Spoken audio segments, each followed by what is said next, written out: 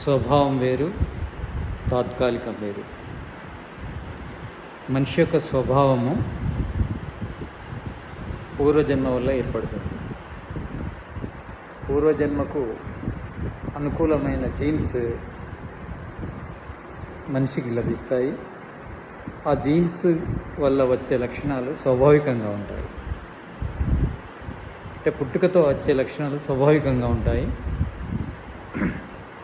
తర్వాత సంపాదించుకునే లక్షణాలు స్వభావం కంటే బలంగా ఉండవు, ఇవి తాత్కాలికంగా ఉంటాయి.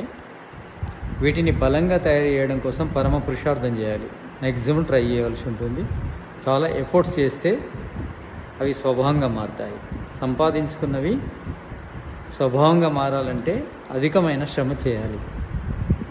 స్వభావమైనవి మనకు బలంగా ఉంటాయి. కనుక మనకు ఏదైనా మంచి తెలిసినప్పుడు దాన్ని మన స్వభావంగా మార్చుకోవాలంటే దానికోసం బలంగా కృషి చేసి మన స్వభావంగా మార్చుకోవాలి.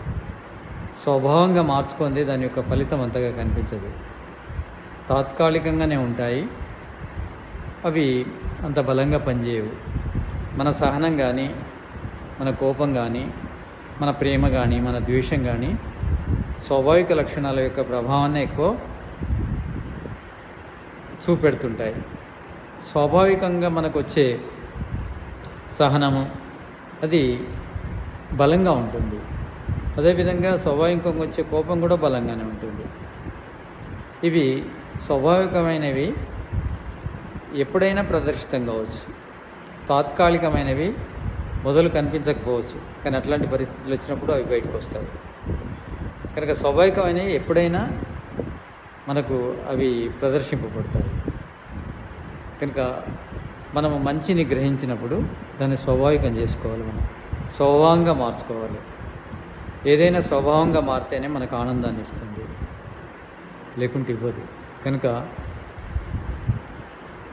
స్వభావంగా మార్చుకోవడం కోసము ప్రయత్నం చేయాలి. మంచిని కానీ, ధర్మాన్ని కానీ, సత్యాన్ని కానీ ఇవి పైన ఉన్నప్పుడు తాత్కాలికంగానే ఉంటాయి.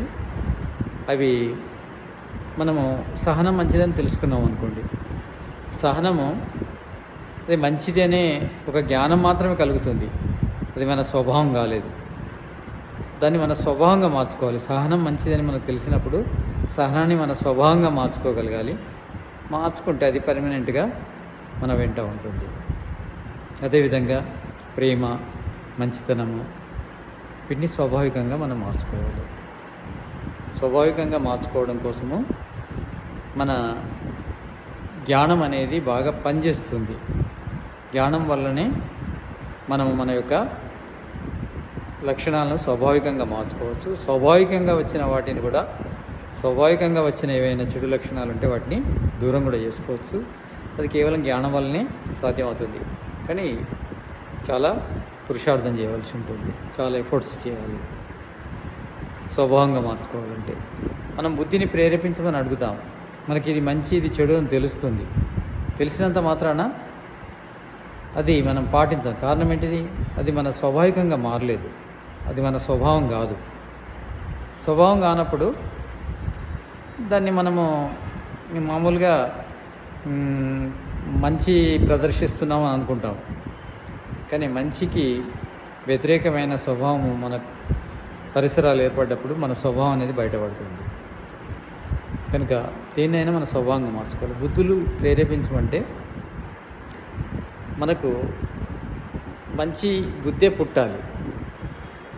ఈ క్షణం అనిపిస్తుంది మంచి బుద్ధే పుడుతుందని, కానీ చెడు వాతావరణంలో కూడా మంచి బుద్ధి పుట్టగలగాలి.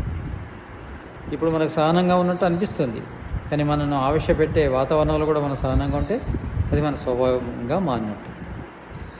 కనుక మన స్వభావం అంటే నిర్మాణాన్నే మనం మార్చుకోవాలి. మన యొక్క మనసు యొక్క నిర్మాణం అనేది సాత్వికం కావాలి. అప్పుడు మనం చేసే ప్రతి పని కూడా మంచి స్వభావం అవుతుంది.